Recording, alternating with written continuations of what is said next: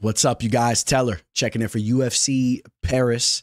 It's great to be back on the mic. We're coming off a slow weekend. There was no UFC action taking place the weekend prior to this card. If you guys are catching this video nice and early, there's no UFC action taking place this weekend. Filming this Thursday evening, and I want to thank you guys all for tuning in. This is a special card, especially if you're French.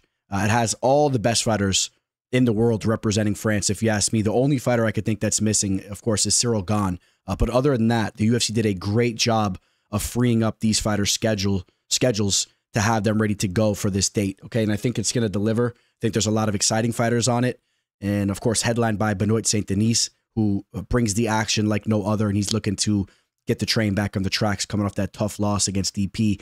But a lot of you guys know there were some things going on behind the scenes with him leading up to that fight. Not to make excuses for him. I think that he's going to bounce back nicely here. We'll dive into that fight. If you're new to the channel, please do subscribe. And everybody, please like this video. We're going to start with the first fight, work our way up towards the top. I'll have timestamps here. You guys can jump to any specific fight you want. We're going to dissect these betting lines and all that good stuff. And speaking of betting lines, we have been on absolute fire. We have cashed in on our last 11 of 12 official plays leading up to the main event between Jared Cannonier and Kyle Bahilo. Okay, we cashed in on that play. Since then, check this out. We hit an underdog play on Bogdan Grad. Shout out to my boy Bogdan Grad, who's became a real friend of the channel here, if you guys have been paying attention. From there, how about this? We go 3 for 3 on that Brady event, the Brady versus Gilbert Burns card, which we cashed in on Sean Brady in the main event slot. How about the underdog play we cashed in on Chris Padilla at plus 230? Then we had an 8-unit max play in Andre Petrosky and Natalia Silva that cashed. And that, of course, led us up to UFC 306 at the Sphere, which if you guys have been sleeping under the rock and you don't know, I absolutely dismantled that card. Just check this out real quick, guys, because it's just absurd. Of course, I gave you guys the free official play, which that's now 4 free official plays in a row that I posted here on the channel. I made a whole video about it. 4 of them cash in a row, all underdog plays. Merab Dvalishvili, of course, the play that was given for that event. Besides that, we cashed in 4 units on Valentina Shevchenko at plus 120. All these dog odd plays that we've been hitting on too. Ignacio Bahaméndez at plus 105. Norma Dumont, who was a slight underdog leading up to the fight. We caught her nice and early. How about the Zellhuber-Ribovics fight to go the distance, okay? I had a 2-unit play on that. You want to talk about a crazy one? Did you guys catch that fight? One of the best fights I've ever seen. That third round was ridiculous. Zellhuber, when he was almost finishing the third round, the way he was bobbing and weaving against the cage, he looked like one of those inflatable things they put in front of the car dealerships where they're just swaying around like crazy. But, you know, he survived it, and that's why we targeted that play, man. He has shown to be so durable and so tough, you know, even dating back to his Dana White's Contender Series debut when he got the contract. He ate a lot of big shots in that fight. Both those fighters have still never been finished. That was a great target there. The only play that we've lost out of our last 12 official plays, check this out, was a plus 130 underdog target, just 2 units thrown at it, and it was Zellhuber to win that fight via decision. Okay, we targeted him to win a decision, and it went to a split decision. Okay, it's crazy. That leads me up to my last play that we just hit on Dana White's Contender Series this past Tuesday, or depending when you're catching this, but it was the Elijah Smith headliner against that native New Zealander who has a tattoo on his face, which I have a lot of respect for him too, and toe. But Elijah Smith, had the pleasure to chat it up with his father, Gilbert Smith, which was really cool. He shared a post with me on IG. Go follow me on IG at MMA Fortune Seller _. But Gilbert Smith, his father, a fighter that I was following from way back in the day from The Ultimate Fighter and whatnot. So it's just, things have been really rolling smoothly, guys. Sorry if I was long-winded on that, but I mean, it's definitely worth reiterating what we've been doing because we've been on absolute fire. If you want to work with me, for my official plays, do not hesitate to reach out. Shoot me a DM on Twitter, Instagram, or shoot me an email. I'll give you further details there. Really appreciate you guys. We're on the verge of hitting 10,000 subscribers. We're just about a dozen away or so. By the time you're seeing this, we're probably at that 10K mark. I really, really appreciate you guys. And the last thing I'll say before we dive into the first fight, which is a good one, man. I think we're going to see a knockout there. But the last thing I want to say is we are, of course, powered by BetUS.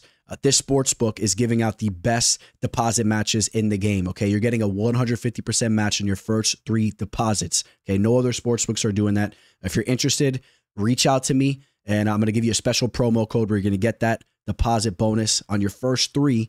And also, I'm going to give you an additional gift. So don't hesitate, guys. Reach out to me. Of course, you could always reach out to me through email, Twitter, or Instagram, and I will give you further details. The teller.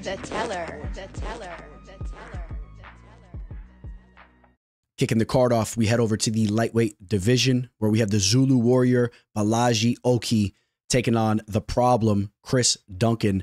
I actually think that Chris Duncan's going to have a problem in this fight. Bolaji Oki is a dangerous, dangerous man. When it comes to his striking, he works the body just as good as anybody in all of MMA right now, and eventually will set up the headshots with that body work. Yes, his shots do come from a little wide, but he's so damn fast, he gets away with it, man. He's out there decapitating dudes. He's a nasty fighter. Okay, in his UFC debut, he won a split decision over Timothy Kawamba. So, in a lot of people's eyes, that fight was a little bit of a letdown. A lot of people were expecting him to kind of steamroll Kawamba. Kawamba's a talented young kid. I hear a lot of good things about him coming out of Las Vegas where he trains. He's still very young, and that fight was not a split decision, okay? I was not in agreement with that split decision call there. I mean, you take a look at the numbers too. Bolaji Oki outlanding him 61-35. I thought that Oki was in control of that fight. It just wasn't as dominant as a lot of us thought that it was going to be. You take a look at the performance on Dana White's Contender Series where he got the first round knockout on Dylan Salvador. Talk about those body strikes. Check out the body work he was doing in that fight. Dylan Salvador since bounced back with the big victory, and he's still a talented Frenchman. In fact, if he would have won that fight, he probably could have been fighting on this card. But now it's Oki's time, and I think that this is a solid spot for him. Chris Duncan is very vulnerable defensively. He is there to be hit. We saw it on Dana White's Contender Series where he really got away with a win there. Chris Duncan is very vulnerable defensively. Let's be honest. When it comes to the victory that he got on Dana White's Contender Series over Charlie Campbell, he was hurt very badly in that fight. Charlie Campbell got a little overzealous and ran into a shot. If Campbell would have just relaxed and sat back, I mean, he easily finishes that fight up. You do want to give some credit to Chris Duncan for weathering the storm there and showing the heart that he has. But realistically, you should be more concerned with his defensive flaws. Okay, that's what I'm concerned about. He snuck off a split decision over Oumar Morales. I'm not that high on Morales. I'm not high on Yanal Ashmas, to say the least. Okay, I think that, he went out there and just got better of my boy Trevor Peek. But make no mistake, Yanal Ashmas is not that good of a fighter, and time will prove that. Mark my words there. And then in his last fight, he went out there and got submitted by Manuel Torres, a fighter that's more known for his knockout fighter. We just faded Manuel Torres in that Ignacio Mendez play, but Torres is a good fighter, but still, you shouldn't be going out there and submitting you in under 2 minutes. So I have a lot of question marks in regards to Chris Duncan's game, and I completely glossed over his first appearance on Dana White's Contender Series where he was steamrolled by Slava Borshev. Okay, Slava Klaus knocked him out brutally in the second round there. So just reiterating those defensive flaws that he has, that's going to be a problem, in my opinion, against a fighter like the Zulu Warrior. Okay, now, if there's one thing that Duncan has going for himself, you could potentially argue that he may be a little bit more of a refined fighter, a little bit more of a polished fighter. He's been putting in a lot of work over at American Top Team. You see him getting in work with Thiago Alves, and he surrounds himself with some good people. He'll try to work the calf kicks from the outside. He may be able to try to intertwine some grappling in this fight and have a slight advantage there. But I'm not banking on that at all. I think that Oki has shown to have some really good takedown defense. We've seen that on display from him. And then as he stuffs those takedowns, he's going to have a lot of opportunities to not only win this fight, but to knock Chris Duncan out. Okay, I have Bolaji Oki getting a knockout in this fight. I'm going to say first or second round. I think that the knockout happens early. I think that you'll see Chris Duncan kind of panicking in there and trying to shoot takedowns and whatnot, but I just don't think he's going to have the success going that avenue. And I think that Bolaji Oki will be more dangerous than ever. 28 years old now, has an official UFC fight under his belt, and I think that Duncan's in for a problem here. All right, hence his nickname. We circle back to that, but Oki opened up as a -190 favorite on BetUS. He's now a -220. I was scratching my head a little bit when I saw him bounce up to a -180. Was surprised to see that line trending that way, and it quickly corrected itself, and I expect it to stay towards this trajectory, or at least settle. I expect Oki to be like a -240, -250 favorite on a lot of sports books out there as this fight is set to kick off. And I'm on Bolaji Oki. I think that this is the fight we could be talking about if we do a prop video for. You may be looking for that specific method of victory on the knockout. You're looking at unders in this fight. Oki's going to go out there and handle some business. All right, guys, we have a rematch set to take place here. If you guys didn't know, these girls fought way back in the day. In fact, it was Nora Cornolle's MMA professional debut where she lost to Cavalcanti. That was Cavalcanti's second pro fight. Jacqueline Cavalcanti, who she just fought a couple weeks ago. She takes this fight on short notice after Germaine de Randamie had to withdraw.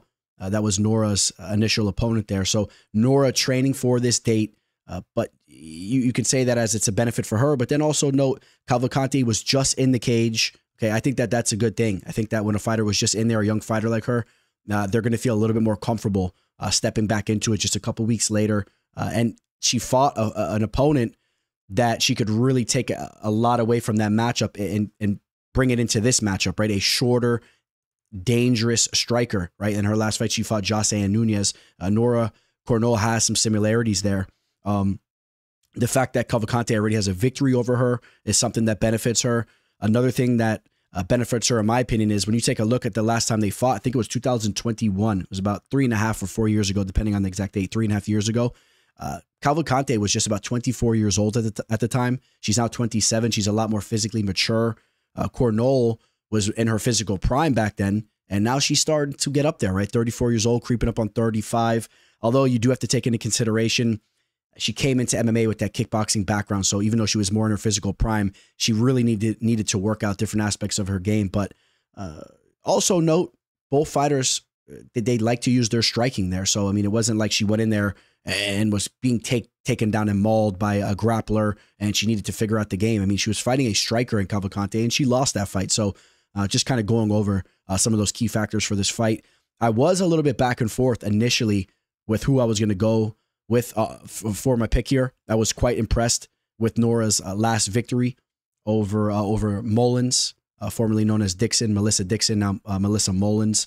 And I was impressed with that fight, man. She got a finish there in the she got that finish in the second round, towards the end of the second round. She looked very good in that fight. She was stuffing takedowns against a fighter, Melissa, who's a pretty polished grappler. So you see that she's working that part of her game out. And on the feet, Nora is a dangerous fighter. She could hurt you, man. She has a fight-ending ability there. And not a lot of women's mixed martial artists can say that, okay? So that's one thing that she has going for herself.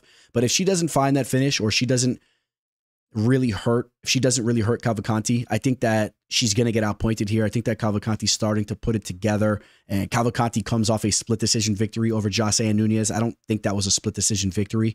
You take a look at the numbers in that fight too. I mean, she outstruck Nunes almost 2-1, 91-52. And that was another performance where maybe it wasn't as dominant, or she didn't look as good as the betting line next to her name said. But she still went out there and won the fight, okay? And it was a learning experience for her. And Jousset and Nunes isn't the worst fighter, okay? So you mix it all up, and I do have to settle in with the Jacqueline Cavalcanti pick here, okay? I kind of wanted to go with the dog here for you guys, but I got to stick to my guns. Cavalcanti is right around a -190 to -200 favorite, and I still got to settle in on her. When I weighed out all the factors, for this fight, it's where I got to go with my pick, guys. But we'll find a dog here on this card for you guys. Stick with me. And I will go with a decision victory for Cavalcanti. I say she outpoints her, uses her range and her reach advantage here, and she will outpoint Cornolle to a decision victory. We got a flyweight matchup here between the Spaniard Daniel Barez, who's taking on the Mexican Victor Altamirano. One thing that stood out to me, of course, as we're breaking on tape, is that they both lost to Carlos Hernandez via split decision. Both fights could have went their way. And in fact, I really did have Victor Altamirano winning that fight against Hernandez. I believe that was Altamirano's UFC debut.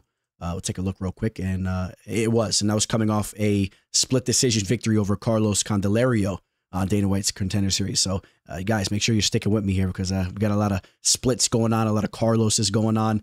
But Carlos Hernandez had a victory over Daniel Barez on Dana White's Contender Series. Like I said, I thought that Barez showed some solid tools in that fight. He showed to have some good heart in the third round. He was coming off some turbulence in the second round. He dug deep in the third round. I thought that he showed to be a pretty polished striker. He has a good amount of experience too for a fighter. At that time, he had a good amount of experience. Obviously, he brings that in still. He's 35 years old, but he's been in there with fighters like Manil Kopp and whatnot. And, his opponent, Victor Altamirano, he's a very unorthodox type of striker, and that's a good thing, but it also could be a bad thing at times, right? Defensively, we've seen him touched up a little bit with his hands low, and he throws these wild type of attacks. I kind of favor the more polished striking of Barez. Although I don't say that with a lot of confidence, but the more I'm breaking on tape on him, I think he just looks a little bit more smooth with his striking, and it could pay dividends as it goes to the judges' scorecards, as maybe they're going tit for tat, and you see Barez kind of, smoothly settling in with his strikes as Altamirano's throwing these wild attacks, and he's a little off balance. But I do want to say, again, I don't say that with a lot of confidence, and Victor Altamirano does make it work at times in there. He's a scrappy dude. He's very tough, okay? He's never been knocked out. So if you're banking on him to get knocked out, you may not want to do that. But also, Barez has never been finished either. This is a fight that I do favor going to the judges' scorecards. I think it's going to be a very close one. We're talking about those split decisions. I think that this fight probably does go to a split decision. And, I don't know. Is Barez going to have the hometown edge over there in France, being that Spain's closer? I guess maybe he would. I don't know. What are your guys' thoughts on that? But regardless of any type of crowd support or any influence going to the judges' scorecards, I still will. I will lean slightly towards Daniel Barez for this pick again. I just think that he's a little bit more smooth and technical with his striking, and I'll favor him there. We take a look at the betting line. He is a slight favorite. He's a -130 favorite. Opened up as a -140. The line going the other way. Little action coming in at Altamirano.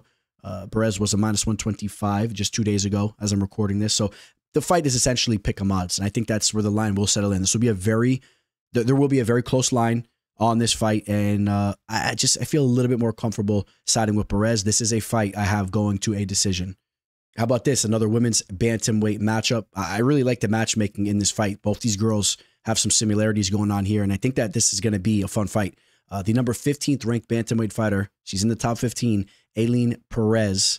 And I say she's in the top 15, but also know it's the most shallow division in all of the UFC. So a little easier to crack the top 15 there. But Pérez has been looking decent. She's on a little bit of a winning streak. She's taken on Darya Zheleznyakova, who's on a little bit of a win streak in her own right. Both these fighters aggressive. They like to use their striking. And I'm hoping and I'm expecting that's how this fight's going to play out. I'm expecting these girls to throw down. These girls are very tough.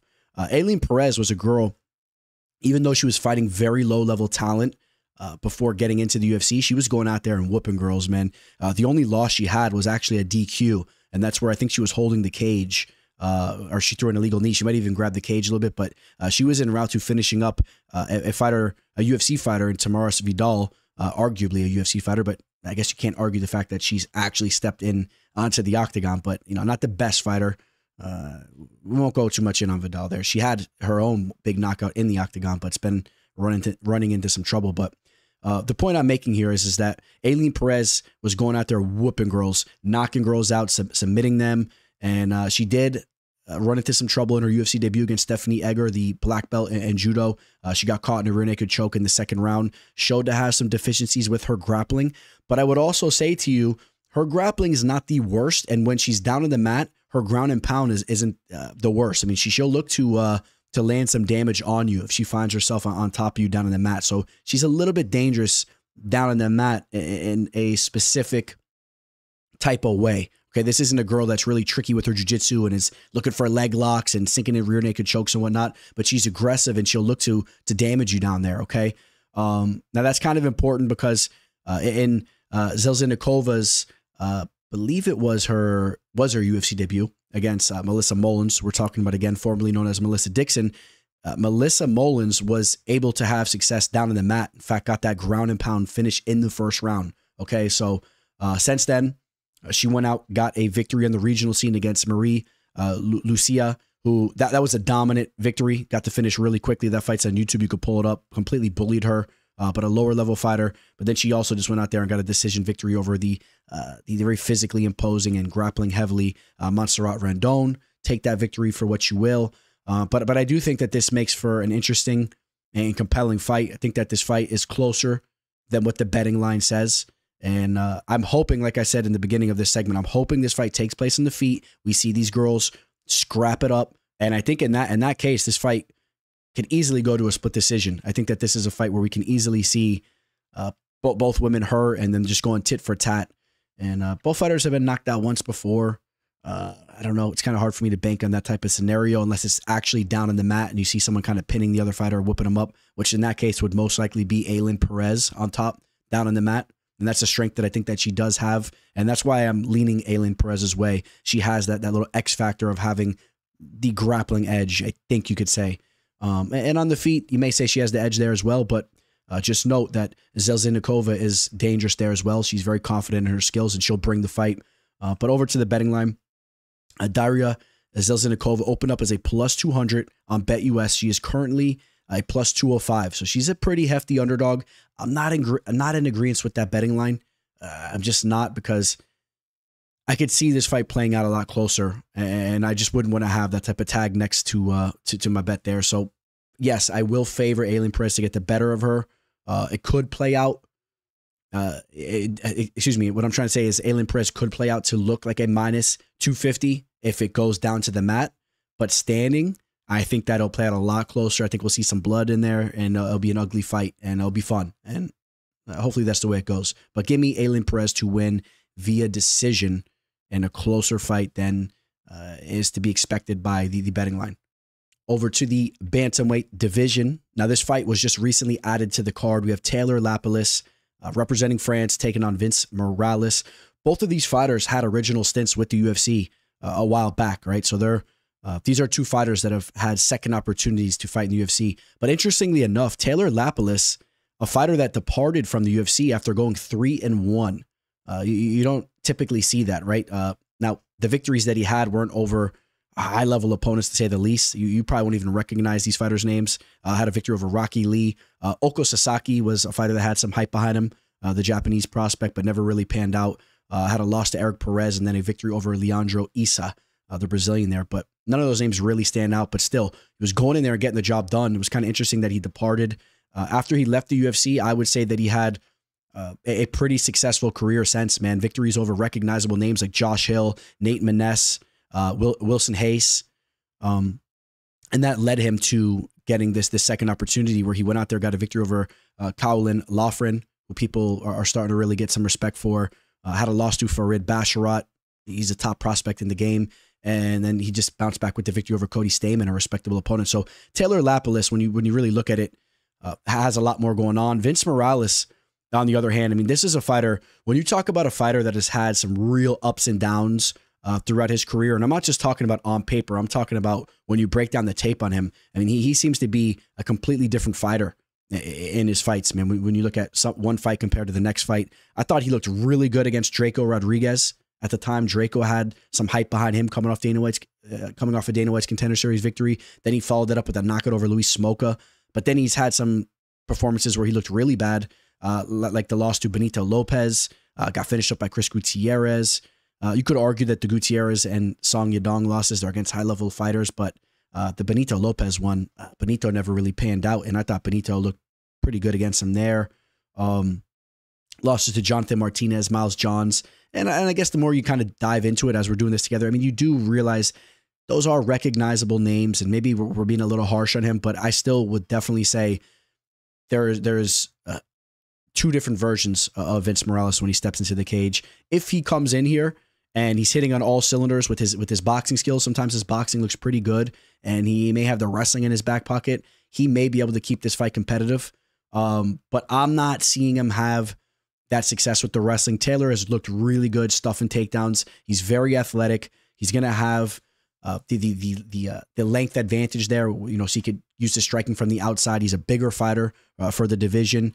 He's a fighter that's really starting to get some confidence in himself too. I mean, he's been in the octagon quite a few times. He's going to have the crowd behind him. This is a Taylor Lapilus pick as far as I'm concerned. I think that he just gets the better of Vince. I think he's the better kickboxer. Maybe you could say Vince has better hands, but Lapilus will mix in the kicks, and I think that Lapilus gets the better of Vince Morales here. Lapilus just 32 years old, 20-4 as a pro. He's never been finished, okay? This fight's kind of screaming a decision victory for Taylor Lapilus to me. I would say that. I would say Vince has shown to be a pretty tough customer too. At 23 professional fights, only been finished 3, and we've seen him kind of whooped up in some fights, and he marches forward and whatnot, and I think that's probably going to be the case here. That's what I'm favoring. So give me Taylor Lapilus to win a decision. We'll take a look at the betting line. Again, this fight just announced. I mean, we're seeing lines such as minus 350 opening lines on Taylor Lapilus. He's quite the favorite. And I don't want to steer you guys away from it because I think that it's just one of those fights where he kind of safely wins a decision. But, you know, just like I said, sometimes there's different versions of Vince Morales. and he's obviously hungry to get things going here in this second opportunity in the UFC, and maybe he mixes things up and it's very competitive, but give me Lapilus via decision. We got one of the biggest favorites on the card here in Ľudovít Klein. He's taking on Roosevelt Roberts. Roosevelt Roberts, a scrappy dude, a fighter that had a lot of hype behind him once upon a time. And, I bought into some of that hype. It cost me bad. If you want to talk about some of the more atrocious performances we've seen in the octagon, you think about that Kevin Kroom loss, which I think that was overturned via Kroom testing positive for marijuana, I do believe.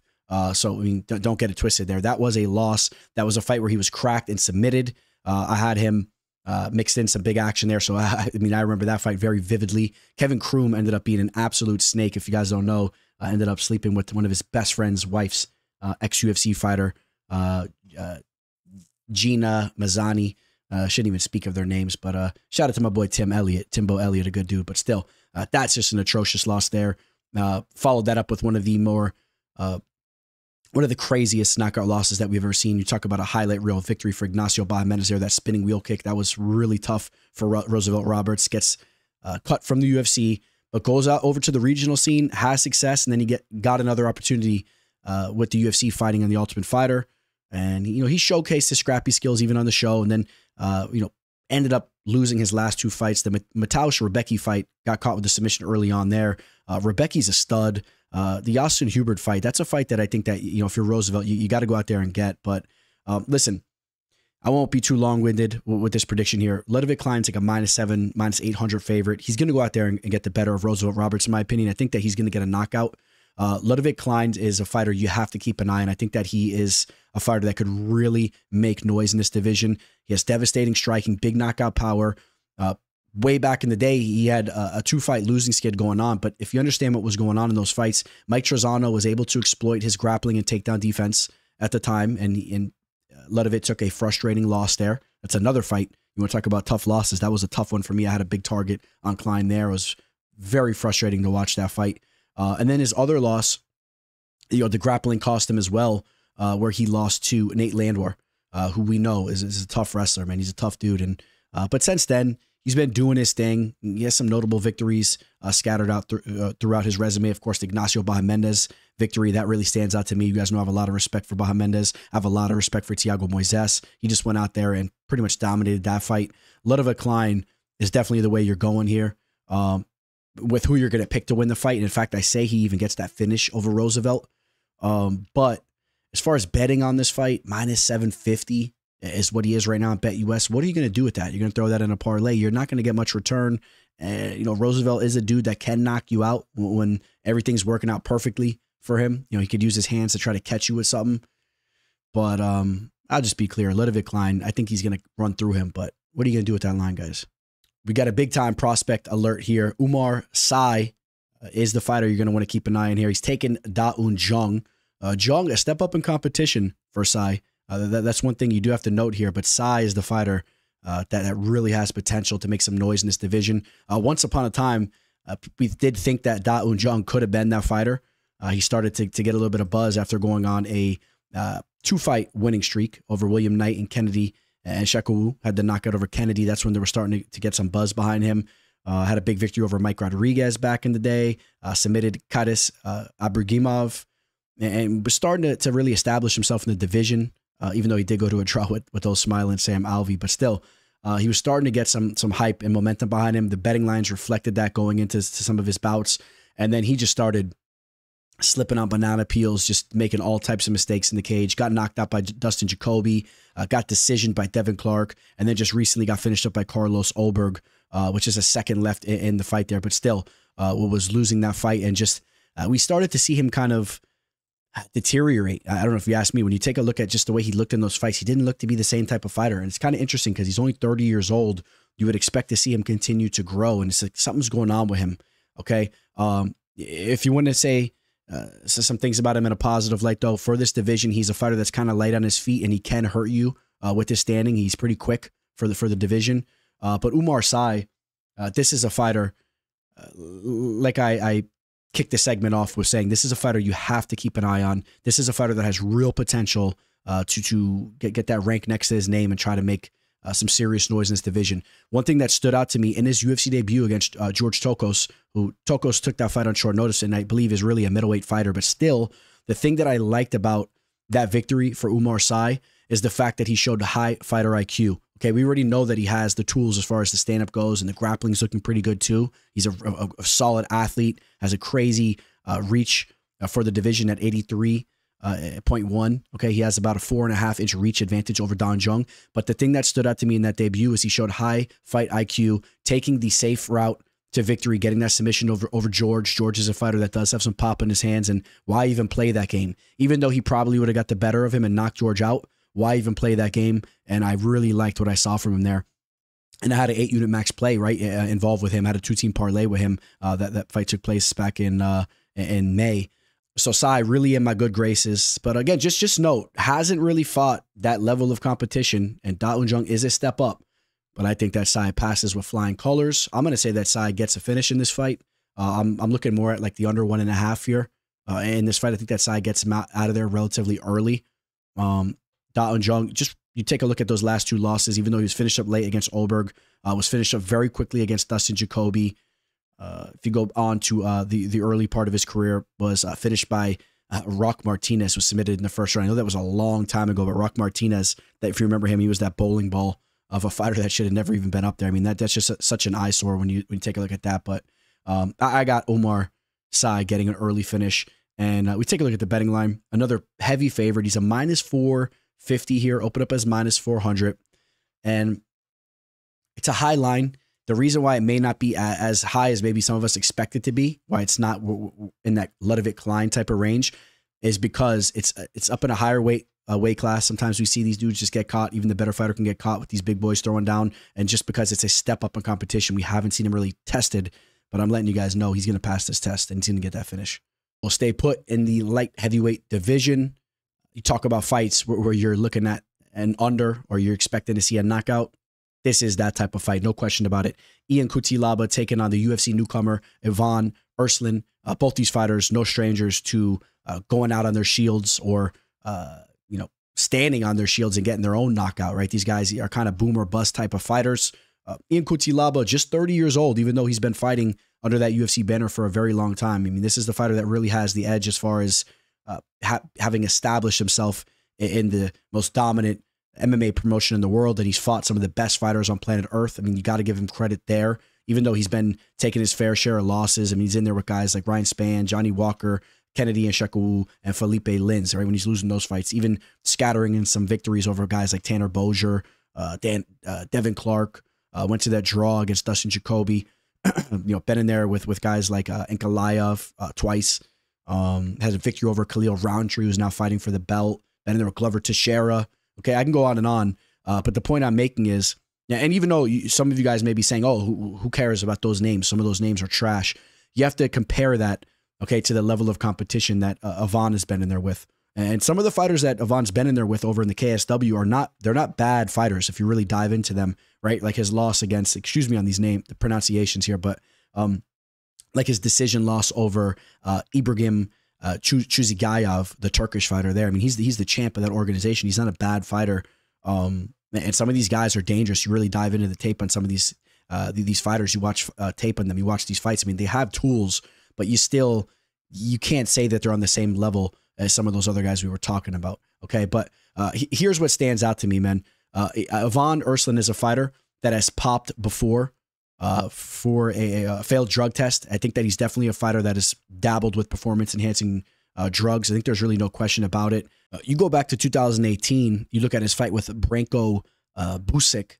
This was a fight that was overturned due to Ivan taking performance-enhancing drugs. So, I mean, he's been caught, okay? Besides the fact you could look at him in some of his fights and kind of has that look in some of his KSW fights. Like, he's very muscle-bound and whatnot. I mean, but he's actually, popped for failed drug tests. And that was a fight that took place.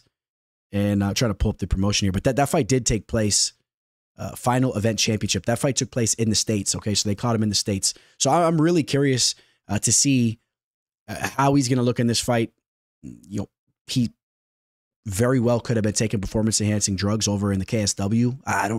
I can't really tell you guys exactly what the situation is over there as far as the drug testing goes. But here's the thing. Okay. And this is a big topic in regards to this fight. Here's the thing. He looks very good physically going into this fight. Okay. So I don't think we're going to see too much of a fall off physically as far as his performance goes. Looks to be in great shape. Gotta love that logo over his head there. You see that he's been getting that work over at American Top Team. I mean, this picture right here was 6 weeks leading up to the fight. So he was over in Coconut Creek there at American Top Team for quite a while leading up to this fight. That's a major factor because, I mean, that's one of the best gyms in the world. But what really stands out to me is that he looks good physically. That's what I was worried about. I was worried about maybe, we've seen some fighters get the opportunity to fight in the UFC and they know they're on the strict drug testing and you see them physically change a little bit. Doesn't seem to be the case here, okay? Avan is a very dangerous fighter. I like what I've seen from him as far as the striking goes. He's very aggressive, and that's what's leading me to take him over Ian Cutelaba. Cutelaba's aggressive there too, and he can catch you early in fights, and you could also argue that he may have that wrestling advantage, does Cutelaba, but I would say that I've seen Cutelaba sloppy before in some of his fights. I've seen him kind of fade and break in some of his fights, and this dude, Ivan, is a physically imposing dude. He's going to be in his face, and I don't think that Ivan Erslan is going to be the type of fighter that has any type of UFC octagon jitters or is looking at Ian Cutelaba like, oh, he's the established UFC fighter and I'm not on his level. I don't see that. I think that this dude is built differently. I think that this guy may prove to be a very solid UFC addition to this light heavyweight division here. And I'm siding with the UFC newcomer, Ivan Erslan. I say that he gets a finish in this fight. Cutelaba has just been a flaky fighter, man. I mean, it is what it is. I'm a fan of his. I always liked watching him fight. I've been watching him from way back in the day. Dude's coming out with the green paint on him at the weigh-ins. I've always liked his energy, screaming in guys' faces and whatnot. I mean, like the performance over Khalil Roundtree, punks him out at the stare downs in the weigh-in, screams in his face, goes out there, gets the victory over him. I mean, he's had those moments, but as of recently, he's really on the other side of those moments, man. And I say the newcomer goes out there and gets the job done. So got a little dog play coming at you here. I mean, we see Ivan Erslan right around plus 105 on a lot of sports books, even as high as plus 110. On BetUS, they open him up at a minus 105. So very minuscule underdog, but I like him here. And just remember what I told you guys. He looks physically ready to go, so I don't expect to see any drop off from him. I expect him to be the same guy physically and as far as his performance goes that we've seen over in the KSW. And to be clear, I have Ivan Erslan getting a knockout in this fight, some type of TKO stoppage early on in the fight. I think that he uses that aggressive striking to push the pace here and find it. In the lightweight division, we got Firas Ziam taking on Matt Frevola. You guys know Frevola, a friend of the show, dude we've interviewed before, always showing love on IG and whatnot. He's put me in a tough situation here. Frevola's dangerous, man. We know that he has a good wrestling pedigree. We know that he trains with a real solid team, surrounds himself with some really high-level fighters, has knockout power in his hands, but he is sloppy defensively at times, if we're being honest. I mean, he's vulnerable to being caught. I think that Firas Ziam is the more technical striker, to say the least. Maybe doesn't have that one shot, doesn't have as much of that one-shot power that Frevola has, and Frevola really capitalizes and hits you with a flush shot. Stepping into a nice overhand right or something like that. But Ziam is tricky. He's long for this division. He's going to have a 4-inch reach advantage. Okay, he's 4 inches taller. He has that length in his legs. He can work his striking game from the outside. And I think that this is the type of fight that could really frustrate Matt Frevola. I think that Matt Frevola might want to participate in a war and wants to go out there and look to deliver and put a show on for the fans. I mean, that's what he's all about. But Ziam is going to be tricky with that footwork. I think he's going to be outpointing him. He's going to have the crowd behind him. Another thing is that Firas Ziam's takedown defense has really rounded out throughout the years, and I think that he should be okay there. I think that he stuffs the takedowns and will be okay. And another thing you have to note is that he's only 27 years old, so you're going to see major growth in his game. While on the other hand, Frevola's still a stud, but he's 34 years old. He has to start creeping up to the pinnacle and start sloping down on the decline, man. I mean, it's kind of what it is. You take a look at some of his more recent performances. I mean, he's coming off a knockout loss against Benoit Saint-Denis, which is a teammate of Firas Ziam. So Firas Ziam and his team, training for a fighter that they've already prepared for. Okay, they know what to do to go out there and capitalize and get the W against him. And Ziam's living the good life there, man. He's surfing and whatnot. So, you know, I think that this is a spot that you want to be on the youngster, if you're asking me. And I wanted to lean towards Frevola's way, like I said, but you guys know I can't be biased with my picks here. And the youngster should go out there and just be a little bit too tricky for Frevola. The question mark is he going to go out there and get a finish? And he hasn't been getting a lot of finishes. In fact, all of his last 5 victories that are under the UFC banner have all been decision victories. But I will caution you this. You can go the easy route and say, oh, you know, all he does is go out there and get decisions. Here's the thing, man. Frevola is going to bring the fight, and Frevola is going to put himself in positions where he's there to be finished. Okay? So that's a little bit of an asterisk there, if you ask me. I think that Ziam may be able to snipe him with the counter. In fact, I'm going to say that Ziam gets a knockout in this fight. I'm going to say that he catches Frevola. Frevola's up there in age, coming off that knockout loss. I'm going to say Ziam actually catches him with a nice, slick kickboxing type of attack. I don't know if it's a head kick or if it's some type of counter, a nice check hook counter as Frevola's aggressing. That's what I got going on there. And yes, I do understand that he was submitted back in 2022 against a tough wrestler in Terrence McKinney. So if you're looking for an avenue of victory for Frevola, I don't think Frevola is going to have success with the grappling enough to make that happen. So this fight is dead even as far as the odds go. It's exactly pick 'em odds over at BetUS. Pretty much every sports book has this dead even pick 'em odds. So you're picking your poison here. I'm on the Frenchman. He'll have the crowd behind him, and just 27 years old. Expect to see that growth from him. In the featherweight division, we got Morgan Charriere taking on Gabriel Miranda. Morgan Charriere coming off a tough loss. I thought he won that fight against Chipe Mariscal. It was a tough fight, very close one. Did go down as a split decision victory for Chipe Mariscal. But again, I thought that Morgan looked good in that fight, man. And I don't want to sit here and keep saying robbery or this fight should have went that way. It was a close fight, but I really thought that Morgan Charriere won that fight. And he was coming into that fight with some momentum, had a first-round knockout in his UFC debut before that. He's really been making some noise over in Cage Warriors back in the, leading up to that debut there. And I think he's a talented fighter. I think that he's a fighter that you still have to have an eye on in this division. He's just 28 years old. There's a lot of room for growth there as well. And he already shows to be a very talented striker, and he's rounding out his overall game. If you're Gabriel Miranda, you want to get this fight down to the mat. You want to work in your jiu-jitsu. This is a fighter that has 11 submission victories out of his 17 victories. I mean, this is a fighter that gets the job done with his grappling. He's coming off a first-round submission over Shane Young. Before that, he got smashed by Benoit Saint-Denis. And, the Frenchman there, who we'll be talking about in a little bit. But, I mean, listen, let's cut to the chase here. I think that Morgan Charriere is going to have success with the striking. I think he's going to get Gabriel out of there. Gabriel is very, very stiff. He's stiff as a board, as old Connie Mack used to like to say. He really is stiff as a board, and Morgan will most likely find the target and get Gabriel out of there. Okay, I think that Morgan Charriere gets the knockout victory. I'll say towards the early portion of the fight, first or second round. Morgan's a big-time favorite. Right now, he's a -600 on BetUS, open up as a -550, another huge favorite on this card, but you got to be in agreement with the line here. If you're asking me, it's a high line, but it's still where the line should be. I have a lot of confidence in the Morgan pick there.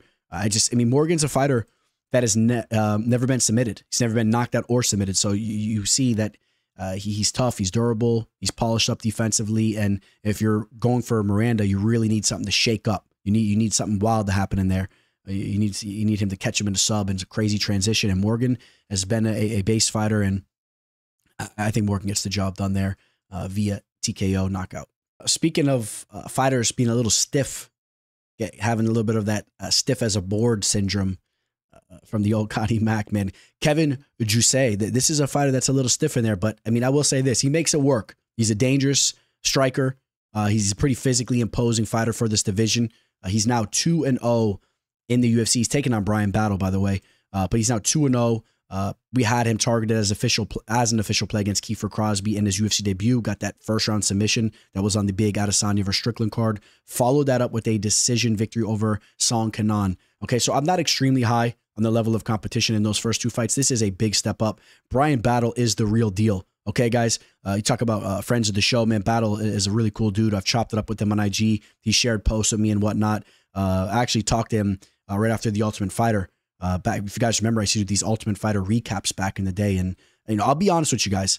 I never thought that he would have lived up to the level that he has already. Because this is a fighter now that you got to be keeping an eye on to make a run in this division. I'm telling you, he's that good of a fighter. We all know that he absolutely outclassed Angelusa in that last fight. Angelusa took the chicken's way out from that accidental eye poke. But you know, if you guys remember what happened, Lusa tried to fight him after the fight was stopped. And when Battle talked some crap to him, then he acted like he wanted to fight and he was ready to go. But meanwhile, he couldn't fight just before that. And he was definitely getting pieced up. Bryan Battle, man, this is a dude who just moves very well. He's shown to be very durable and tough. Even when you take a look at the loss that he had against Renat Fakhretdinov, his only loss to even really talk about, you know, as far as, you know, under the UFC banner. And Renat's a good fighter. And that fight, he took his beating, was never looking for a way out, was constantly getting taken down. After that, bounces back with victories over Gabriel Green, AJ Fletcher, and Angelusa. Okay. The thing that I like for Battle here is he's just a much more fluid athlete. He moves very well. This guy's just, he's got big time power. And I just think that the movement is going to be the difference here. I think that the movement of Battle is going to be on a different level than Kevin Jousset. Now, Kevin Jousset is very methodical. He's very tactical with his striking, and he is dangerous. Has that you know, fighting out of city kickboxing, of course, does have that typical city kickboxing type of striking. I mean, all those guys move so similar. It's kind of crazy. You know, they if you guys know what I'm talking about, they all fight like Dan Hooker. They have the same type of style, and don't get me wrong, it's good. It's very tactical and it works in there. But I think that the more fluid and athletic fighting of Bryan Battle will get the better of Jousset. And also, Battle's a fighter that's really mixing things up right now, man. He could do a little bit of it all. Don't be surprised if he dumps Kevin on his back. My boy Bryan Battle, still under 30 years old. He'll have a 2-inch reach advantage here, even though he's actually the shorter fighter. Got those long arms, and my boy Battle's going to go out there and go to battle, and he's going to get the job done. All right, so shout out to my boy Bryan Battle, who is a minus 155 on BetUS right now. Was a minus 130 there for a little bit. So line kind of a little bit up and down movement here. But Battle's not a big favorite. This is a line that's pretty close, especially compared to the fights we've been talking about as of recently. A lot of big favorites in this card, but I like Battle. I like Battle to get the job done here, and this is a good fight for Battle. If he gets a victory over Kevin Jousset, it's a respectable win, and Battle continues that momentum, you know, working his way through this division. And I will lean a decision victory for Battle. Okay, he is somewhat of a fight finisher, but Kevin has been pretty damn durable. He's a tough dude. He's a big, physically imposing guy. I'm going to say he weathers the storm, but Battle puts it on him. Unanimous decision for Battle. Hey, you guys, real quick, just want to give a special shout out to all you guys that support me here in the channel, man. Those of you guys that subscribe to the channel already, I appreciate you a lot. Liking all these videos that you tune into, it really helps me out, guys. And follow me on my social media. It really means a lot to me, guys. So thank you so much. I'm so happy we hit that 10K mark. By the time you're listening to this, I'm sure we hit the 10K mark, and I really thank you guys.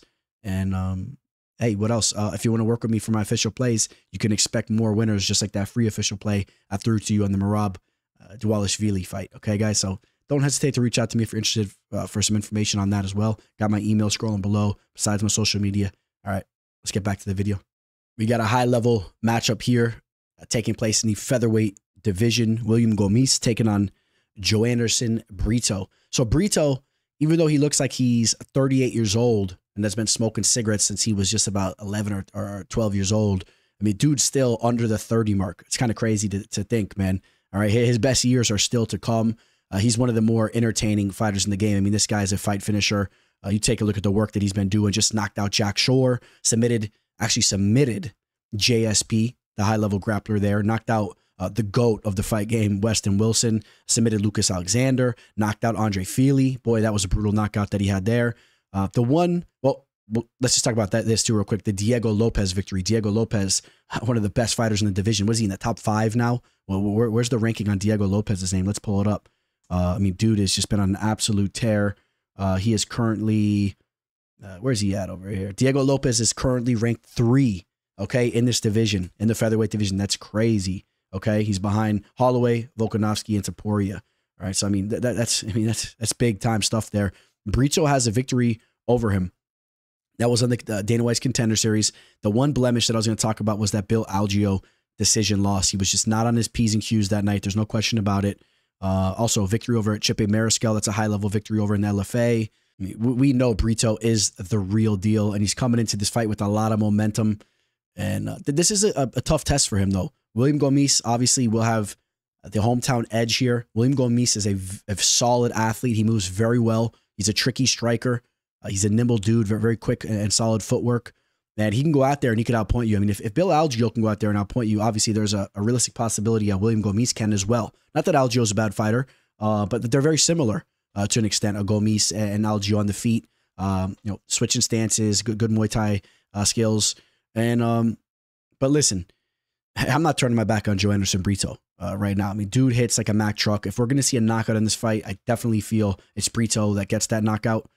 Dude is very tough and durable. He's never been knocked out. You could say the same thing for Gomis as well. Gomis has been subbed once before, and Brito is even shown to have the ability to go out there and sub you. If we did see a finish, I still say it's by way of Brito, whether it's a sub or, again, even if we see a knockout, even though Gomis has also never been knocked out, Brito is the fighter that I see would be the first one cracking the other fighter with that first ever knockout loss. I mean, dude is just cut from a different cloth. He's very physically imposing.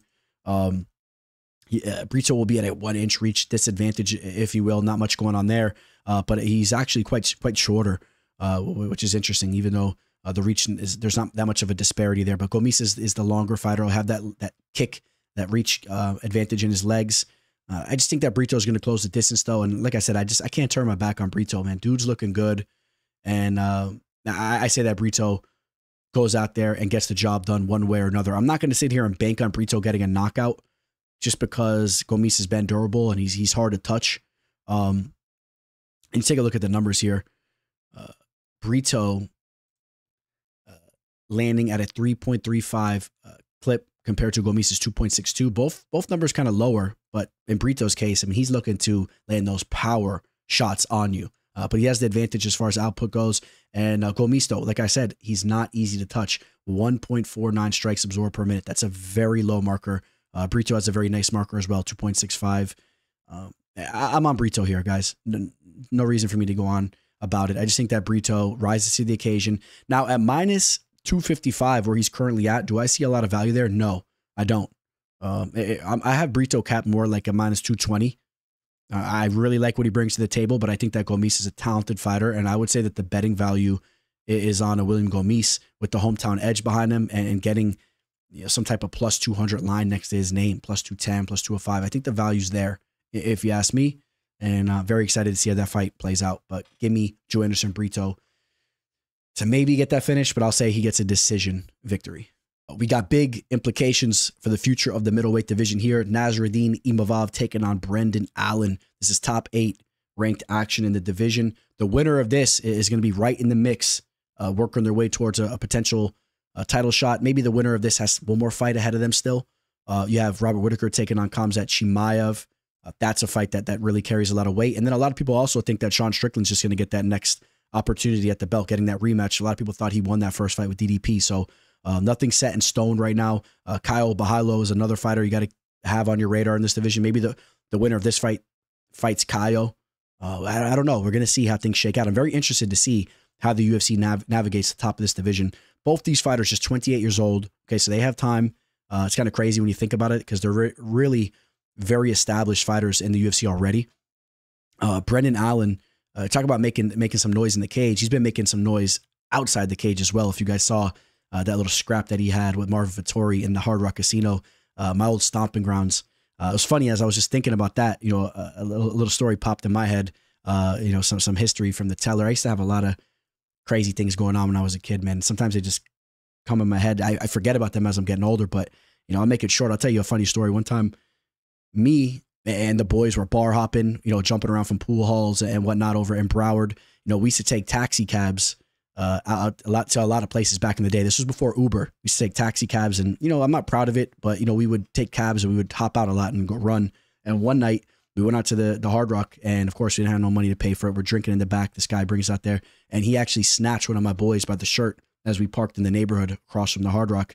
And as we all were scattering, so then we had to turn back and run, and he's literally pulled out a little pocket knife and he's pulling it up. Luckily, he ripped my boy's shirt, and we all kind of a little ordeal happened. Obviously, I mean, he was able to hold his own, but we were kind of trying to get at him. But obviously, we didn't want to mess him with the knife. But we all scattered out. Ended up working our way over to the Hard Rock. Lost a shoe cutting through these houses. This is when the Hard Rock over there. This was way back in the day when it was much more rural and there was all, you know, houses and all types of stuff around there. I know they've worked a lot of that out, but and then that same night, we were eventually kicked out of the Hard Rock, but we ended up getting a brawl with some little slick New Yorkers that were probably on vacation or whatnot. They were saying something slick. You know, maybe one of my boys was saying something slick too. We were in maybe a bad state of mind, but we ended up getting a brawl in that Hard Rock, and luckily no one got arrested. We were able to escape and run out and run over there to the hood. There's all hood over there, and we ran over to the hood and eventually worked our way on the city bus back to where, you know, to Broward over there in Deerfield Beach and whatnot. But, you know, it's just funny. I was thinking about that Allen scrapping in that casino, and I was getting flashbacks when I was a young kid. I was probably like 17 at the time, towards the end of high school. We had our fake IDs, and we were running around South Florida, man, running around Broward County and all that. But, you know, Allen is a dude. I could tell he's a tough dude, and he's willing to throw down, especially if you mess with his boys. I like the energy that he brings. Seems like a good guy, but he's obviously a no-nonsense type of guy. You know, he doesn't play around, and he fights like that in the cage, too. I mean, he really dug deep in that last fight against Chris Curtis. I mean, went to absolute war, and he prevailed. And he really shined in the later half of that fight, man. In the 5th round, he shined. He hurt Curtis bad towards the end of it. I thought that he put a stamp on it with the way he finished that fight at the very end. And obviously, he does have some high caliber grappling. If you didn't know, I mean, this is a fighter. I would say his strength coming into MMA was his grappling base, but his striking is coming around too. Here's the thing, though. Imavov, his striking is a little bit on a different level, if you ask me. I think that he will get the better of the striking exchanges. Imavov is a fighter. It's very polished there, landing 4.58 strikes per minute compared to Allen's 3.98. He's a little bit more active there while also absorbing slightly less at 3.33. He's the more polished striker. And this is a fight. This is a 3-round fight. Remember that. People want to have question marks in regards to Imavov's cardio and conditioning, which I think that you could almost start to forget about that because he's been looking good as of recently. Just went 5 rounds at Roman Dolidze. Just went to the 4th round and got a finish against Jared Cannonier. Thrived in the championship rounds. So I mean, I think you kind of got to turn the page on that. You know, he has a lot of championship experience now too. Going to 5 rounds with Sean Strickland, going to a decision there, and this is a 3-round fight anyway. And I think that Imavov's takedown defense is going to be good enough to keep this fight standing. Right now, he has a 74% takedown defensive rate in the octagon. I don't think Allen's going to be able to get the fight down there. And I've seen Allen make mistakes before where he entertains the striking too much when he should maybe even look to change levels. I think Allen's going to look to duke it out with him. And I think that Imavov is going to outpoint him. And if we see a knockout in this fight, I think it's more likely we see Imavov even clip Allen with a knockout shot. We've seen Allen walk into some shots before. The Sean Strickland knockout loss that he had. He got hurt in multiple of his recent fights, even fights that he dug deep and came back, and he was hurt in the Curtis fight. He got cracked a couple times on the feet. You think about, let's see here. You think about, he was knocked out against Curtis. Of course, that's what's coming to me here. The first time they fought, he was knocked out against Chris Curtis. Okay, so knocked out by Strickland and Curtis, the teammates there. He can get knocked out here by Imavov. Overall, I wanted to maybe side with the dog here because the line is stretched out way too far, in my opinion. I don't think Imavov should be a minus 240. I think that this fight's closer than that. I mean, Allen's the real deal, but I think Imavov wins the fight. Okay, I think Imavov should be capped more like a minus 190, minus 180. So the betting value's on Brendan Allen, but it's Imavov that I think works him on the feet and works his way to winning this fight, whether it's via decision or possibly even by knockout. All right, that takes us to the main event. Renato Moicano is taking on Benoit Saint-Denis. BSD looking to bounce back to the win column here, coming off that tough loss against Dustin Poirier. Listen, if you didn't hear, I mean, there was a lot of rumors about him being on antibiotics. I think it was due to him having a staph infection or something like that, if you guys remember. So a lot of people think that has something to do with the fact that he was kind of boom or bust early on in that fight. You take that for what you will. Dustin Poirier still did clip him with that counter shot and finish him up. But BSD did look a little bit more tired than we usually see him, even though that was a fight that had a very high pace to it. So, I mean, I kind of buy into that. I think that BSD is just an absolute savage. Maybe let's work through some of the work that he's done because it's been impressive. Knocked out Frevola, knocked out Thiago Moises, submitted Ismael Bonfim. That was a fight that he was an underdog in. Remember, the Bonfim brothers had a lot of hype. They still do have a lot of hype, but that was a fight that BSD didn't really establish his name at the time. Went out there, showed us what's up. Before that, knocked out Gabriel Miranda. We just talked about him. Submitted Nicholas Stoles. All leading up to that UFC debut performance and a very tough and close fight against Zaleski dos Santos, where he showed how tough he is, man, in that fight. Took an absolute beating. He was bloodied up, never looked for a way out. I mean, BSD has a real warrior spirit. I'd put his spirit up there with some of the best in the game. He's cut from a different cloth. He reminds me of these fighters back from the Pride days. I mean, this guy, you got to really, really get him out of there to get him out of there, if you know what I mean. And Renato Moicano, he's a character. Renato is, you know what I mean? He's a funny dude. He has good grappling, good jiu-jitsu. But I mean, you take a look at what he's been doing as of recently. The Dober fight, that was a very boring fight where, you know, he just kind of used that grappling to kind of hold Dober down there and sneak that out, which I'm not mad at him for that. We capitalized, had an official play on him there. The Turner fight, he did get that finish over Turner, and that was a tough one, man, for Turner. Turner almost had the finish earlier on in that fight, didn't follow through and look to finish it up, and then eventually he started, you know, breathing heavily, making mistakes in there. He gets finished. I just, you know, I can go back and forth with my thoughts on Renato Moicano. There's some things that I really like about him. There's some things that kind of annoy me. But you know, he's funny, man. He's good. I would say I lean more towards liking the dude, to be honest. But you know, he's out here making noise in and outside the cage, and you know, I got to go with my boy BSD to handle my lightweight out here. I got to go with my boy BSD to go out there and shut Renato Moicano down, because you know, Renato Moicano, you know, tries to do fight predictions here and there. You know, he's dabbling in my world, coming into my world, you know. So, you know, we'll act like we're Moicano. We're on the mic right now and we're calling him out. You know, you guys know I've been joking about getting like a boxing match with Moicano. You know, I like to poke some fun. I've been doing that. But just, you know, in a joyous way, I'm joking about it as, you know, he comes into my world, I'll come into his world, and just trying to get some noise buzzing. But in all reality, I think that BSD is going to hurt this dude.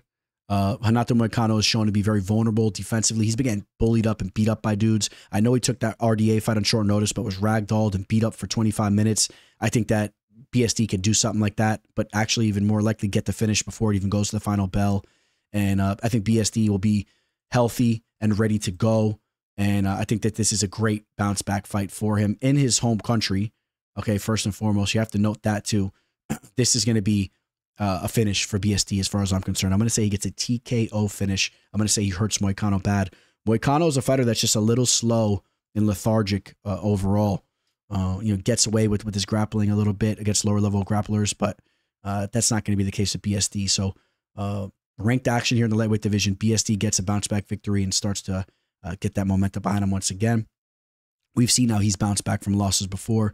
Now he's a minus 265. The line's very high. I feel pretty confident in the pick though, so I'm not going to say that that line's all for the values in the dog. I really think that this is BSD's fight, and that the line there is pretty accurate if you ask me. And maybe that's a fight you're looking for a finish on BSD. You're looking at unders in this fight maybe, and give me BSD to get that dub. All right, guys. Now this was a pretty lengthy video here. A lot of fights to talk about. And maybe because I wasn't on the mic for a little bit, man, this one was a little tough for me, guys. All right, so I'm losing my voice a little bit over here, but I appreciate you guys that stood with me through this entire thing. I got some big things shaking up. The next full prediction card you see, it's gonna look completely different. I'm working on some things. Hopefully, you guys like what I'm working on, and you guys will be into the new stuff I got going. But just a heads up there, this is gonna be the last time you see this format. It's gonna be looking a little different moving forward. And please, guys, like this video, subscribe if you haven't already. Really appreciate you guys hanging out with me throughout this entire video. And if you want to work with me for my official plays, reach out. And thank you for letting me hit that 10K subscriber mark. It means a lot to me, guys. And I got to leave you with some parting words. Didn't have anything planned. And like I said, I'm hungry over here and I'm fading out on the mic, but I'll keep it simple but important. You know, if you're not feeling good, make sure you guys are eating good and make sure you guys are getting in those workouts, taking care of your body.